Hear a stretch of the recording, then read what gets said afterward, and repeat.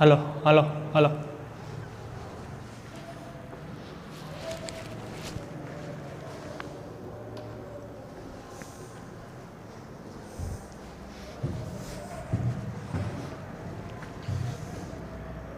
નમસ્કાર વિદ્યાર્થી મિત્રો, શ્રી એસ એન વિદ્યાલય સંચાલિત ઈ લર્નિંગ પ્રોગ્રામમાં હું જિગીશ કપૂરિયા ફરી એક વખત આપનું હાર્દિક સ્વાગત કરું છું. તો મિત્રો, આપણે ચેપ્ટર નંબર 3 આપણે શા માટે માંદા પડીએ એના વિશે વાત કરી રહ્યા હતા. તો આપણે આપણા આગળના વિડીયોની અંદર જોયું કે સ્વાસ્થ્ય શબ્દનો અર્થ શું થાય અથવા સ્વાસ્થ્યનું મહત્ત્વ શું છે, અને ત્યારબાદ આપણે વાત કરી હતી કે વ્યક્તિગત સમસ્યાઓ અને સામૂહિક સમસ્યાઓ જે છે એની સ્વાસ્થ્ય પર અસર શું જોવા મળે છે. તો આજે આપણે આગળ વાત કરીશું સ્વસ્થ અને રોગમુક્ત વચ્ચેની ભિન્નતા. તો જો મિત્રો, અહીં શું છે તો કે જે આપણે શબ્દ સ્વસ્થ સમજ્યા એ અને એક અન્ય શબ્દ કે જેનો આપણે ઉપયોગ આપણી રોજિંદી ક્રિયાઓમાં અથવા તો રોજના સમયગાળામાં કરતા હોઈએ છીએ કે રોગમુક્ત. એટલે કે શું તો કે રોગમુક્ત એટલે શું થાય કે જે વ્યક્તિને રોગ નથી તે, અથવા તો રોગથી જે મુક્ત છે તે. તો આ બે શબ્દો જે છે એ બંને વચ્ચેની ભિન્નતાઓ શું છે? હવે જો આ બંને શબ્દો જે છે એના ઉપર જે આપણે વ્યક્તિગત સમસ્યાઓ અને સામૂહિક સમસ્યાઓ સમજી ગયા એ પણ અહીં અસર કરતા જોવા મળશે. એટલે કે અહીં આપણે વાત કરી કે વ્યક્તિગત સમસ્યાઓ જે છે અને આપણે જે બીજી જોઈ હતી એ હતી સામૂહિક સમસ્યાઓ. તો આ બંને સમસ્યાઓ જે છે એનો સંબંધ સ્વસ્થ અને રોગમુક્ત સાથે શું છે એ પણ અહીં આપણને જાણવા મળશે. એટલે કે આપણે વ્યક્તિગત સમસ્યાઓમાં શું વાત કરી હતી તો કે વ્યક્તિગત સમસ્યાઓમાં આપણે એવું કીધું હતું કે જ્યારે તમે કોઈ એક સમસ્યા જે છે એ પર્ટિક્યુલર અથવા તો કોઈ એક ચોક્કસ વ્યક્તિ પર અસર પહોંચાડે છે તો એ સમસ્યા કેવી છે? વ્યક્તિગત સમસ્યા છે. અને જ્યારે સમાજના કોઈ મોટા વર્ગને કોઈ એક સમસ્યાથી જો એના સ્વાસ્થ્ય પર અસર થતી જોવા મળતી હોય તો એ સમસ્યાને આપણે કેવી કીધી હતી તો કે સામૂહિક સમસ્યાઓ કીધી હતી. તો જો અહીં વ્યક્તિગત સમસ્યા જે છે એમાં આપણે આગળ વાત કરી હતી એમ કે આર્થિક, સામાજિક બધા જ પાસાઓ જે છે એ અસર કરે છે. જેમ કે માની લ્યો કે કોઈ એક સમસ્યા કે જે વ્યક્તિને જ અસર પહોંચાડે, કે જેમાં આપણે આગળ વાત કરી હતી કે તમે ખુશ રહી શકો તે, તો ખુશ રહેવાની એ શું છે એ પણ એક સમસ્યા છે. જો તમારી આજુબાજુના વ્યક્તિઓ સાથે જો વ્યવહાર સારો નહીં હોય તો એનાથી શું થશે? ભય ઉદ્ભવશે અથવા તો ઝઘડો થશે તો ભય ઉદ્ભવશે, અને ભયની લાગણી જે છે તમને સુખેથી રહેવા દેશે નહીં. તો એ શું છે તો કે એક સમસ્યા જે હતી એને એક વ્યક્તિ પર અસર પહોંચાડી અને એનાથી એ વ્યક્તિના સ્વાસ્થ્ય પર અસર પહોંચી. જ્યારે આપણે સામૂહિક સમસ્યામાં વાત કરી હતી કે જેમ કે જ્યારે આપણે કચરાનો નિકાલ કરીએ છીએ અથવા તો શું કરીએ તો કે ગટર જે છે એની જે વ્યવસ્થા છે એને યોગ્ય રીતે સંભાળી રાખીએ તો એની યોગ્ય સંભાળ લઈ, તો આ બધી સમસ્યાઓ શું છે તો કે સામૂહિક સમસ્યાઓ છે. એટલે કે સમાજના વર્ગ પર અસર પહોંચાડે છે. તો હવે આપણે વાત અહીં કરવાની છે સ્વસ્થ અને રોગમુક્ત વચ્ચેની ભિન્નતા શું છે. તો એને સમજતા પહેલાં આપણે એક અંગ્રેજી શબ્દને જાણીએ છીએ કે જે છે ડિસીઝ, કે જેનો સામાન્ય અર્થ જો આપણે કરીએ તો શું થાય?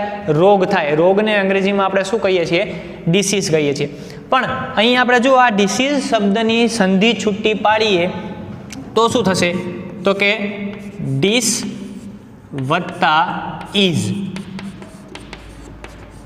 અહીં આપણને બે શબ્દ મળે છે, એટલે કે ડિસ અને ઇઝ. હવે ડિસ એટલે શેના સંદર્ભમાં આપણે લેશું તો કે ડિસ્ટર્બ, અને ઇઝ એ શું છે તો કે ઇઝી. તો અહીં આપણે શું કર્યું તો કે ડિસીઝ શબ્દની સંધિ જ્યારે આપણે છૂટી પાડીએ એટલે કે ડીઝ વત્તા ઇઝ. તો ડીઝ શું તો કે ડિસ્ટર્બ, અને ઇઝ એટલે શું તો કે ઇઝી. એટલે કે ડિસ્ટર્બ ક્યારે કહીએ આપણે તો કે ખલેલ પહોંચવી અથવા તો અસુવિધા થવી, તો એને આપણે ડિસ્ટર્બ કહેશું, બરાબર. અને ઇઝ એટલે શું? ઇઝી અથવા તો સ્વસ્થ, અથવા તમે એવું કહી શકો કે સરળતા. તો જ્યારે તમારી ઇઝી એટલે કે સરળતામાં ખલેલ પહોંચે છે તો ત્યારે તમે એવું કહી શકો કે તમને કોઈ રોગ રોગ થયો છે। પણ જો મિત્રો અહીં તમે માત્ર એવું કહી શકો કે તમને રોગ થયો છે, તમે એવું કહી શકો નહીં કે તમને આ રોગ થયો છે, કારણ કે કોઈ પણ તમને લક્ષણ જોવા મળે એટલે કે તમારી સુવિધામાં જ્યારે કોઈ પણ ખલેલ પહોંચે તો એનો અર્થ એવો નથી કે તમને એ રોગ થયો છે, પરંતુ એના આધારે તમે એવું કહી શકો કે તમને કોઈ રોગ થયો છે। એટલે કે આ જે આપણને અસુવિધા પહોંચે છે, જેમ કે આ શું છે, ઈજ એટલે આપણે એને શું કહીશું, સુવિધા, બરાબર, અને આ સુવિધામાં ડિસ એટલે કે ડિસ્ટર્બ થાય એટલે કે ખલેલ પહોંચવી, તો એને આપણે બંને શબ્દોને ભેગા કરી અને એવું પણ કહી શકીએ કે અસુવિધા। તો જ્યારે તમને કોઈ કાર્ય કરવામાં અસુવિધા ઉદ્ભવે છે અથવા તો અસુવિધા સર્જાય છે, તો એનો અર્થ એવો થયો કે તમારું સ્વાસ્થ્ય કથળિયું છે। એનાથી એવું આપણે કહી શકીએ નહીં કે તમને કોઈ રોગ થયો છે અથવા તો તમે રોગમુક્ત નથી, એવું કહી શકાય નહીં એના આધારે। તો જો હવે જ્યારે અસુવિધા અથવા તો સુવિધામાં ખલેલ પહોંચે છે તો ત્યારે આપણે એને એવું કહીએ છીએ કે તમારું સ્વાસ્થ્ય કથળિયું છે, તો ત્યાં સ્વાસ્થ્યની સંકલ્પના કેવી થશે? તો આપણે પહેલાં જ વાત કરી હતી કે દરેક વ્યક્તિઓ જે છે એમના માટે સ્વાસ્થ્યની જે સંકલ્પના છે એ કેવી હોય છે, અલગ અલગ હોય। એટલે કે દરેક વ્યક્તિ માટે અસુવિધા જે છે એક સરખી નહીં હોય। હવે અસુવિધા સમજી આપણે, તો તમને જો વર્ગખંડમાં ભણવામાં કોઈ અસુવિધા ઉદ્ભવે છે તો એનો અર્થ શું છે? તો એનો અર્થ એવો છે કે તમારું સ્વાસ્થ્ય કથળિયું છે। જો મને ભણાવવામાં કોઈ અસુવિધા ઉદ્ભવે છે તો એનો અર્થ શું થશે?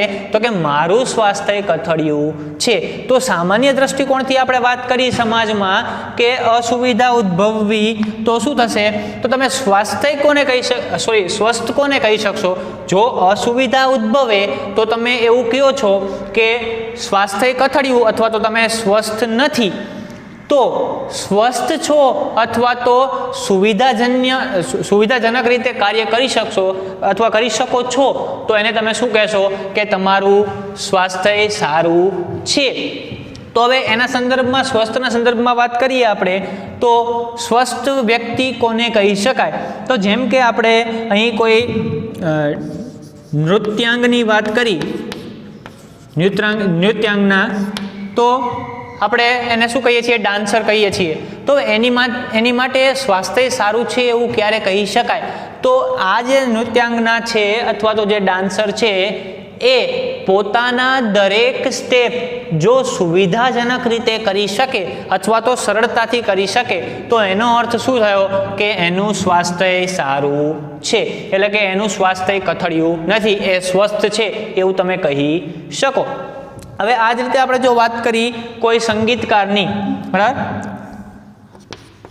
તો હવે કોઈ સંગીતકાર છે કે જે કોઈ પણ વાજિંત્ર કે કોઈ પણ વસ્તુ જે છે વગાડે છે, બરાબર, તો એની માટે એનું સ્વાસ્થ્ય કેવું, એને સ્વસ્થ આપણે કેવી રીતે કહી શકશું? તો માની લો કે કોઈ એક સંગીતકાર કે જે વાંસળી વગાડે છે, તો એમાં શું જરૂર પડશે? તો કે એમાં શ્વાસ એનો કેવો હોવો જોઈએ? તો ખૂબ જ સારી રીતે એ શ્વાસ લઈ શકવો જોઈએ, એટલે કે ઊંડો શ્વાસ ભરી શકવા જોઈએ।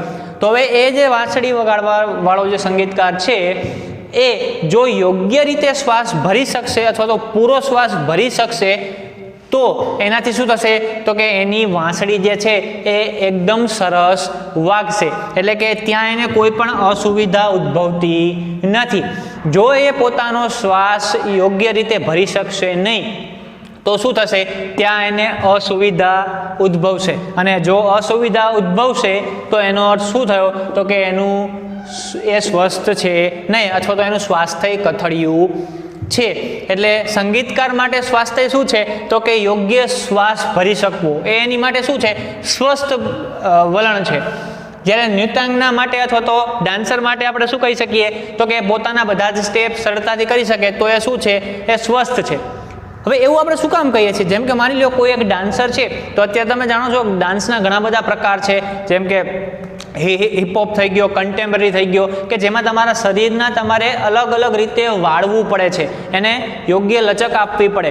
હવે માની લ્યો કે તમને પગમાં કોઈ જગ્યાએ દુખાવો છે, કે તમારા હાથમાં કોઈ દુખાવો છે, કે તમારી હેમસ્ટ્રિંગમાં દુખાવો છે, તો આ બધાય દુખાવા શું થશે, તમારા શરીરને યોગ્ય રીતે અથવા તો જેવી રીતે વળવું જોઈએ એવી રીતે વળવા દેશે નહીં. કેમ કે તમે જ્યારે એને વાળશો તો તમને શું થશે, એનાથી પીડા થશે. તો આ એ પીડા શું કરશે, તમારામાં અસુવિધા ઉદ્ભવશે અથવા તો અસુવિધા સર્જન કરશે.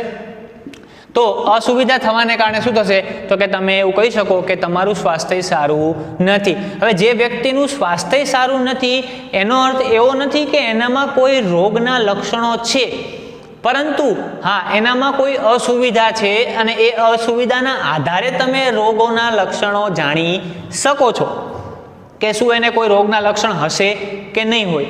તો આ એના માટે વાત થઈ. હવે આ જ રીતે આપણે વાત કરીએ કે ક્રિકેટરની. હવે કોઈ એક ક્રિકેટર છે, બરાબર, તો એની માટે સ્વસ્થ જીવન શું કહી શકાય. તો આજે તમે જાણો કે આજનો જે આપણો ક્રિકેટનો યુગ જે છે, કે જેમ કે આપણી ભારતીય ટીમ વિશે વાત કરીએ તો આપણો જે અત્યારે કેપ્ટન જે છે વિરાટ કોહલી, તો એને ફિટનેસનો એક આઇકન માનવામાં આવે. એટલે કે એણે પોતાના જીવનમાં ફિટનેસ માટેનું એક અલગ સ્તર નક્કી કરી દીધું કે એ સ્તર સુધી હવે આપણે એવું કહી શકીએ કે આવનારા સમયગાળામાં થોડા વર્ષોમાં કોઈ પણ એથ્લીટ જે છે અથવા તો કોઈ પણ ક્રિકેટર છે એ સ્તર સુધી નહીં પહોંચી શકે. કેમ કે એણે એક એટલું ઊંચું સ્તર સુધી પહોંચી ચૂક્યો છે એ ફિટનેસમાં, કે જેમાં એ બધી જ બાબતોનું ખાસ ધ્યાન આપે છે. એટલે કે એના શરીરની અંદર કોઈ અસુવિધા ન ઉદ્ભવે એ બાબતનું પૂરતું ધ્યાન એ આપે છે, જેથી કરી અને એ સ્વસ્થ માટેનું અથવા તો સ્વાસ્થ્ય માટેનું એક અલગ આંક નક્કી કરી દીધો એણે, કે અલગ સ્તર બાંધી દીધું કે આ સ્તરથી ઉપર જવું એટલે એ બહુ મોટી વાત છે. તો આજે ફિટનેસમાં એને આઇકોન માનવામાં આવે છે વિરાટ કોહલીને. તો હવે શું થાય કે જો વિરાટ કોહલી પોતાના શરીરને યોગ્ય રીતે ફિટ ના રાખે અથવા તો સુવિધાજનક ન રાખે તો એ પોતાના જે ક્રિકેટના કરિયરમાં મેદાન પર જઈ અને યોગ્ય રીતે શોટ ફટકારી શકશે નહીં. હવે જો એ યોગ્ય રીતે બોલને ફટકારી નહીં શકે તો શું થશે, તો કે એ પોતાનું યોગ્ય પ્રદર્શન આપી નહીં શકે. આપણે જાણીએ છીએ કે ક્રિકેટમાં તમારા શરીરના બધા જ અંગો જે છે એની મૂવમેન્ટ બહુ જ જરૂરી છે. જેમ કે પગની મૂવમેન્ટ છે, આ ઉપરાંત હાથની મૂવમેન્ટ છે, કાંડાની મૂવમેન્ટ છે. તમે ઘણી વખત જો કે જ્યારે એ કવર ડ્રાઈવ મારે છે તો ત્યારે શું થાય, તો કે એના કાંડાના બળના આધારે મારે છે. અથવા તો ઘણા બધા ક્રિકેટરો એવા છે કે જે ખાલી પોતાના કાંડાના જોરથી જ બોલને શું કરે, તો કે બાઉન્ડ્રીની બહાર ફટકારી દે છે. તો આ બધા શરીરના જે અંગો છે એ સુવિધાજનક હોવા જરૂરી છે. જો તે અંગોની અંદર અસુવિધા ઉદ્ભવશે તો એનાથી શું થશે, તો કે એ યોગ્ય રીતે રમી શકશે નહીં. અને તો ત્યારે એવું કહી શકીએ આપણે કે એના માટે એનું સ્વાસ્થ્ય સારું નથી અથવા તો એનું સ્વાસ્થ્ય કથળિયું છે. તમારી વાત કરી કે તમે જ્યારે વર્ગખંડમાં બેસીને ભણો છો તો મેં તમને પહેલાં પણ કીધું હતું કે જો તમે યોગ્ય રીતે ભણી શકો નહીં અથવા તો સારી રીતે તમારું ગૃહ કાર્ય કરી શકો નહીં તો એનો અર્થ શું થયો, તો કે તમે સ્વસ્થ નથી. એટલે કે તમને જો અસુવિધા ઉદ્ભવે ભણવાની અંદર તો એનો અર્થ એવો કે તમે સ્વસ્થ નથી. પરંતુ તમને ઘણી વખત થશે એવું કે સર અમને તો ઘણી બધી વખત ભણવામાં અસુવિધા ઉદ્ભવતી હોય છે. તો એ તો પણ શું છે, તો કે આપણા ધ્યાનને આધારિત છે. જો તમે ધ્યાન ન આપો અહીં તો તમને અસુવિધા ઉદ્ભવવાની જ છે. તો એ વાત છે નહીં થઈ, તો કે સ્વસ્થ વિશે વાત થઈ કે આપણે એને સ્વસ્થ કહી શકીએ.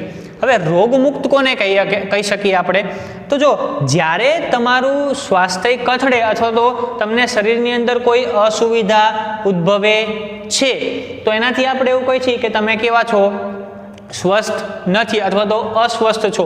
પરંતુ જ્યારે આપણે રોગ વિશે વાત કરીએ તો રોગ શું છે, તો કે કોઈ એક લક્ષણો જે છે એ શું કરે, તો કે તમારા શરીરની અંદર કોઈ રોગ થયો છે એવું દર્શાવે છે.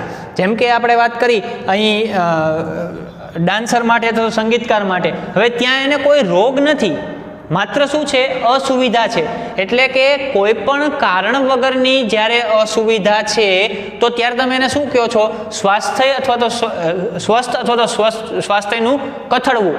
પરંતુ જ્યારે તમને અસુવિધા કોઈ લક્ષણોના આધારે ઉદ્ભવે છે, એટલે કે માની લ્યો કે માથું દુખવું, તો માથું દુખવું એ શું છે? તો માથું દુખવું એ માત્ર એક અસુવિધા છે અને જે એવું દર્શાવે કે તમારું સ્વાસ્થ્ય કથળ્યું છે, પણ એવું નથી દર્શાવતું કે તમને કોઈ રોગ થયો છે. હા, તમે એ માથું દુખવું એ વારંવાર ઘટના બને તો એને એક રોગના લક્ષણ તરીકે લઈ શકો કે જેના આધારે તમે કોઈ એક ચોક્કસ નિદાન પર પહોંચી શકો કે તમને આ રોગ થયો છે. એટલે કે માથું દુખવું એ એક અસુવિધા છે કે જે રોગનું લક્ષણ હોઈ શકે, પરંતુ એ રોગ છે એવું કહી શકાય નહીં. તો એટલા માટે જ આપણે સ્વસ્થ કોને કહેશું? તો કે જ્યારે આપણે સમસ્યાઓ જે છે વિવિધ અથવા તો અસુવિધા જે છે એ અસુવિધાનો જ્યારે સામૂહિક દ્રષ્ટિથી અથવા તો સમાજ માટે એની ચર્ચા કરીએ છીએ તો ત્યારે આપણે શું કહેશું? એને સ્વાસ્થ્ય અથવા તો સ્વસ્થ કહેશું, બરાબર. પરંતુ જ્યારે કોઈ એક વ્યક્તિની અસુવિધા વિશે વાત થાય છે, બરાબર, અને એ વ્યક્તિ જે છે એ ચોક્કસ વ્યક્તિ માટે કોઈ ચોક્કસ અસુવિધા વિશે ચર્ચા કરીએ છીએ આપણે, તો ત્યારે આપણે એને શું કહેશું? રોગ અથવા તો રોગમુક્ત કહીએ છીએ. તો અહીં આપણે સ્વસ્થની વાત કરીએ તો સ્વસ્થ શબ્દનો સીધો સંબંધ શેની સાથે છે? તો કે સામૂહિક બાબત સાથે છે. એટલે કે જ્યારે તમે એક મોટા વર્ગના સ્વાસ્થ્ય વિશે ચર્ચા કરો છો અથવા તો એને સુવિધા અથવા તો એની અસુવિધા વિશે ચર્ચા કરો છો, તો ત્યારે આપણે એ સામૂહિક જે ચર્ચા કરી લોકોના સ્વાસ્થ્ય માટે અથવા તો અસુવિધા માટે, તો એને આપણે શું શબ્દનો ઉપયોગ કરશું? સ્વસ્થ શબ્દનો ઉપયોગ કરશું. એટલે કે ત્યારે આપણે સ્વસ્થ શબ્દ જે છે એને આપણે શું કરીએ છીએ? વર્ણવીએ છીએ. પરંતુ જ્યારે તમે રોગમુક્ત વિશે વાત કરો છો તો ત્યારે તમે શું કરો છો? તો કે કોઈ ચોક્કસ વ્યક્તિ વિશે ચર્ચા કરો છો. તો હવે આ જ બે બાબતો જે છે એ શેની સાથે સંકળાયેલી? જો અહીંયા વ્યક્તિગત સમસ્યાઓ અને સામૂહિક સમસ્યાઓ. તો વ્યક્તિગત સમસ્યાઓ જે છે એ શેને દર્શાવે છે? તો એ રોગ અથવા તો રોગમુક્તને દર્શાવે છે. એટલે કે તમારી જો વ્યક્તિગત સમસ્યાઓ નહિવત છે અથવા તો બિલકુલ નથી તો તમે રોગમુક્ત છો. જો તમારી વ્યક્તિગત સમસ્યાઓ વધુ છે, બરાબર, તો તમને કોઈ રોગ થયો છે. હવે કોઈ રોગ થયો છે એવું કહી શકીએ, એવું ન કહી શકીએ આપણે કે કયો રોગ થયો છે. જ્યારે અહીંયા સામૂહિક સમસ્યાઓની વાત કરી અથવા તો સામૂહિક પાસાઓની આપણે ચર્ચા કરીએ છીએ તો ત્યારે આપણે શેની ચર્ચા કરીએ છીએ? તો કે સ્વાસ્થ્ય અથવા તો સ્વસ્થ શબ્દ વિશે આપણે ચર્ચા કરીએ છીએ એવું કહી શકાય. તો આ બે તફાવત છે સ્વસ્થ અને રોગમુક્તમાં.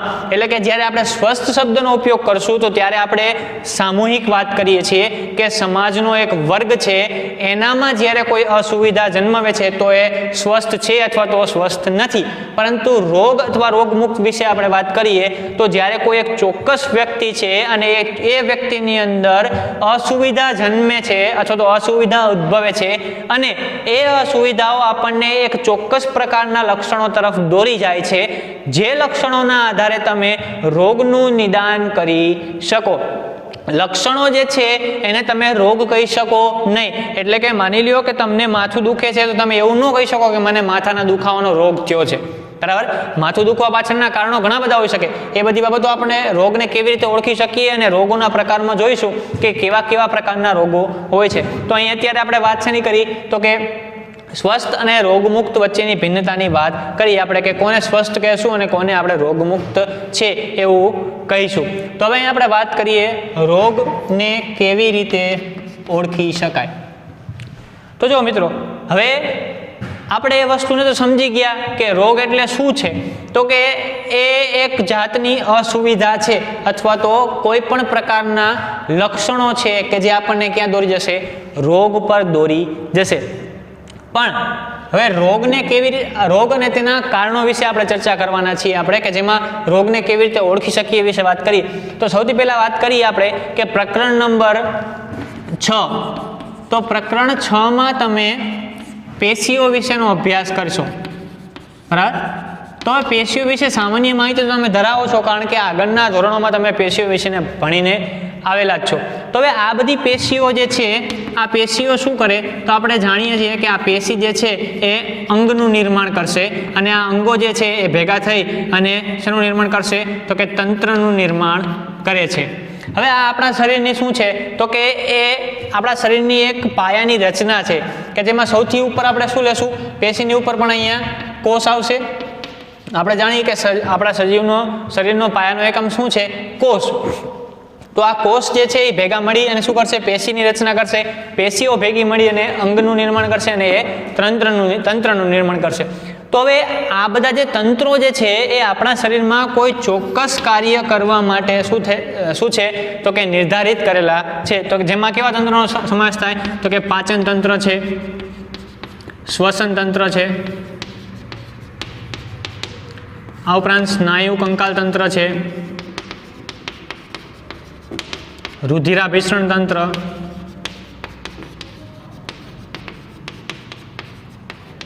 તો આ બધા શું છે, વિવિધ તંત્રો છે.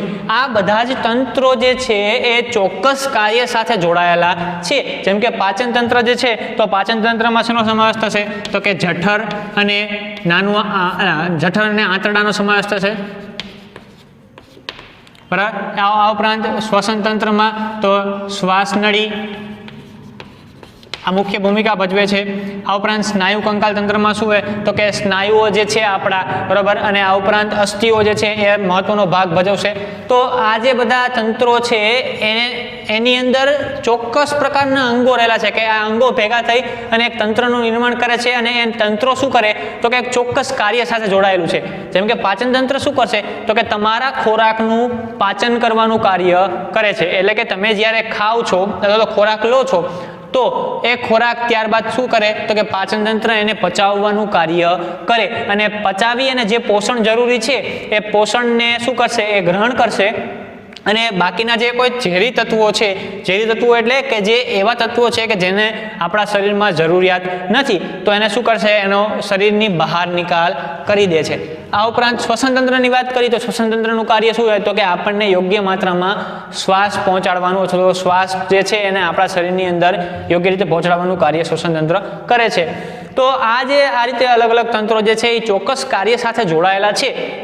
હવે જ્યારે આ તંત્રો જે છે એ પોતાના કાર્યો યોગ્ય રીતે કરી શકશે નહીં એટલે શું થશે તો કે ત્યાં અસુવિધા ઉદ્ભવશે. એટલે કે આ તંત્રોના કાર્યની અંદર જ્યારે અસુવિધા ઉદ્ભવે છે તો એના આધારે આપણે એવું કહી શકીએ કે તમને કોઈ રોગ થયો છે, પરંતુ આપણે રોગનું નિદાન કરી શકીએ નહીં. એટલે કે જ્યારે આ તંત્રો તમારા એમના જે કાર્ય છે એ કાર્ય કરવામાં નિષ્ફળ નીવડે અથવા એ કાર્ય કરવામાં એને અસુવિધા ઉદ્ભવે, એટલે કે માની લ્યો કે પાચન તંત્રની આપણે વાત કરીએ તો તમને ખોરાક જે તમે લીધો છે એ યોગ્ય રીતે જો પચે નહીં તો શું થાય તો એનાથી તમને ઘણા બધા પ્રકારના લક્ષણો જોવા મળે. એટલે કે પેટમાં દુખે અથવા તો ઝાડા થઈ જાય કે કબજિયાત કે એવા કોઈ પણ લક્ષણો જોવા મળે.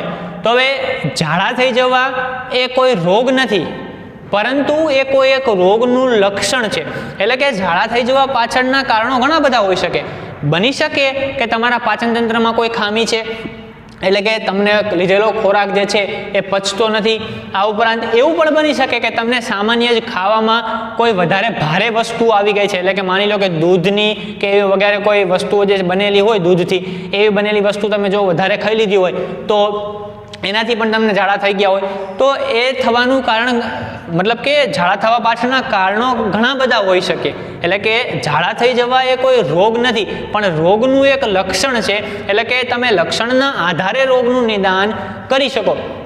સામાન્ય રીતે આપણે વાત કરીએ કે માથું દુખવું, તો માથું દુખવું એ શું છે તો કે એ રોગનું એક શું છે, લક્ષણ છે.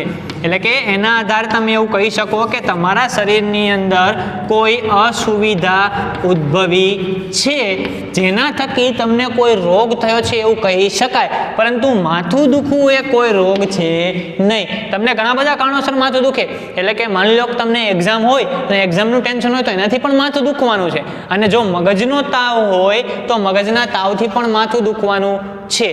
બની શકે કે તમને આંખના નંબર આવ્યા છે અથવા તો નંબર વધી ગયા છે તમારા, તો જોવામાં તકલીફ પડતી હોય, આંખો ખેંચાતી હોય, તો એના કારણે પણ તમને માથું દુખે છે.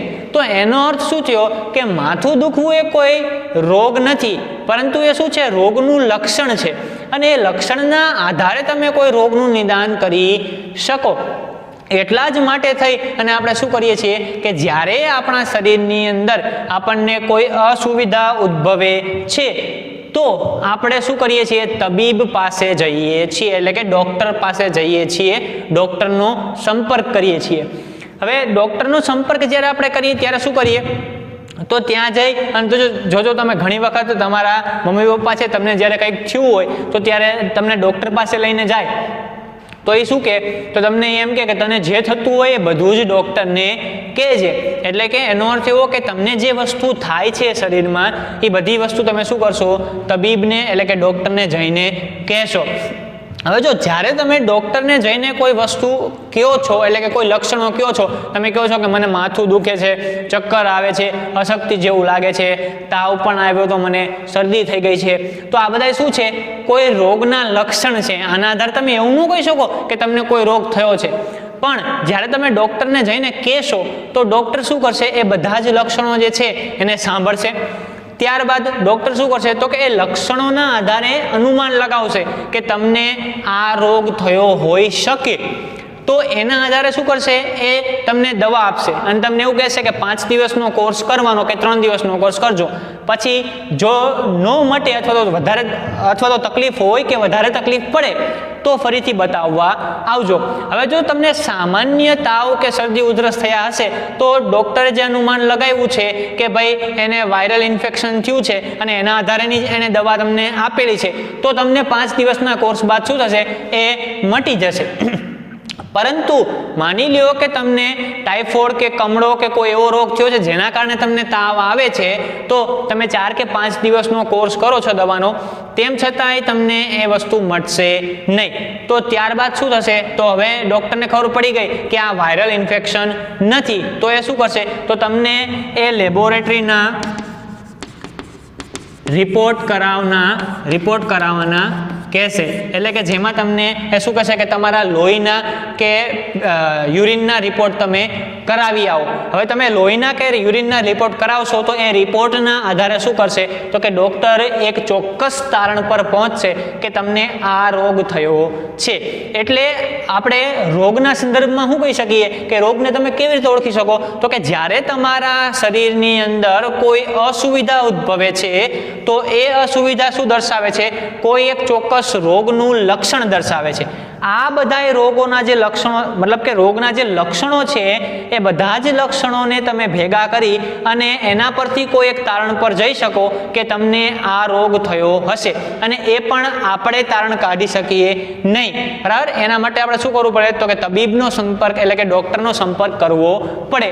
જ્યારે આપણે ડૉક્ટરને જઈ અને વિવિધ લક્ષણો વિશે વાત કરીશું કે મને આ પ્રકારના લક્ષણો છે અથવા તો આવું થાય છે, તો એના આધારે શું કહી શકશે, તો કે ડૉક્ટર જે છે એ તમારા રોગનું તારણ કાઢી શકશે કે તમને આ રોગ થયો હશે. જો હવે આને સામાન્ય અને સીધા જ ઉદાહરણથી સમજવું હોય તો અત્યારે આપણે કોરોનાની જે પરિસ્થિતિ છે એમાં જ વાત કરી કે હવે સામાન્ય રીતે માનો કે તમને શરદી ઉધરસને તાવ આવે છે અથવા તો આવ્યો, તો શું એનો અર્થ એવો કે તમને કોરોના થયો છે?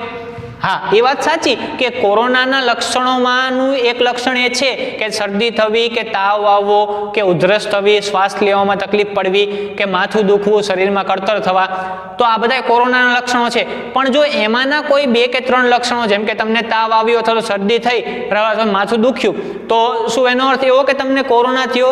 ના, એનો અર્થ એવો નથી કે તમને કોરોના થયો છે. સામાન્ય વાયરલ ઇન્ફેક્શનના કારણે પણ તમને શરદી થઈ શકે અથવા તાવ આવી શકે. તો આનો અર્થ એવો કે આપણને માત્ર આવો સામાન્ય શરદી ઉધરસ કે તાવ થયો હોય તો એનો અર્થ એવો નહીં કે આપણે એવું માની લઈએ કે મને કોરોના થયો છે.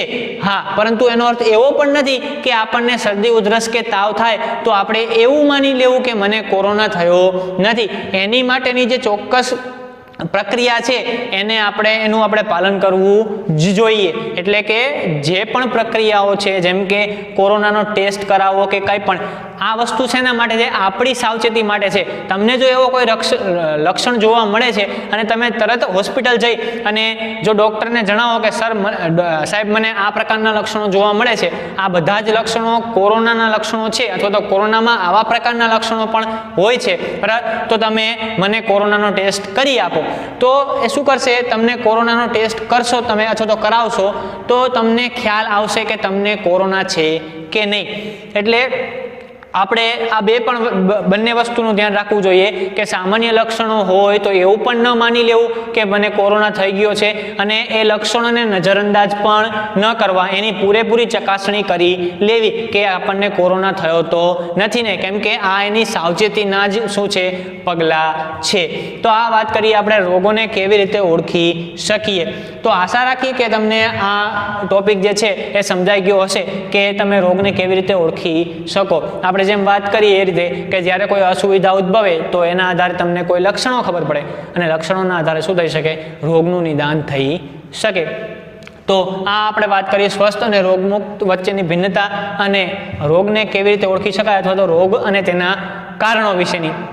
હવે રોગ અને તેના કારણો વિશેમાં આગળ આપણે વાત કરીશું રોગ જે છે એના પ્રકારો વિશે, જેમ કે હઠીલા રોગો છે બરાબર, અથવા તો જે રોગો ટૂંકા સમયગાળાના રોગો છે એના વિશે આપણે વાત આપણા આવતા લેક્ચરની અંદર કરીશું. તો આજે આ લેક્ચરની અંદર આપણે અહીંયા સુધી રાખીએ છીએ, અને જો તમને કંઈ ન સમજાણું હોય તો તમે એ તમારું જે વિડીયોનો ટાઈમલાઈન છે એ ટાઈમલાઈનને યાદ રાખી અને તમારી નોટબુકમાં લખી શકો, જેથી કરીને તમે સ્કૂલે આવો તો ત્યારે મને એ બાબતનો પ્રશ્ન પૂછી શકો છો. તો આશા રાખું કે તમને આ બધું સમજાઈ ગયું હશે. તો આજે અહીંયા સુધી રાખીએ છીએ. આભાર. જય હિન્દ.